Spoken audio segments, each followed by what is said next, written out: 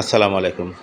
খাবার যখন খেতেই হবে তাহলে গুণগত মান, নন টাচ টেকনিক এবং কিছু সাবধানতা অবলম্বন করলে মনে হয় আমাদের স্বাস্থ্য ঝুঁকি অনেকটা কমে যায়।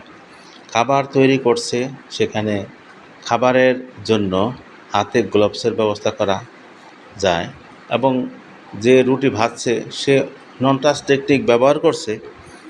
খাবার যেখানে রাখা হয়েছে সেখানেও ঢেকে রাখা হয়েছে, ঠিক আছে, কিন্তু এই খাবারের মধ্যে আরও গ্রহণযোগ্যতা করার জন্য দরকার হলো প্রয়োজনে দাম বাড়িয়ে দেওয়া হোক, কিন্তু যেন কোনো বাসি এবং ভেজাল আটা ময়দা ব্যবহার না করা হয়। কোয়ালিটি সার্ভিসের জন্য ময়দা, সয়াবিন তেল এগুলির আরও যত্নশীল হওয়া প্রয়োজন সংগ্রহ করার জন্য। আর আরেকটা কথা, যে যেই ভাজিটা তৈরি করা হয় সেটা আগের দিন রাত্রে রান্না করে রাখে এবং পরের দিন সকালে এটা পরিবেশন করে। যদি এইটা ভোর রাত্রে রান্না করা হয়, আগের দিন তরকারি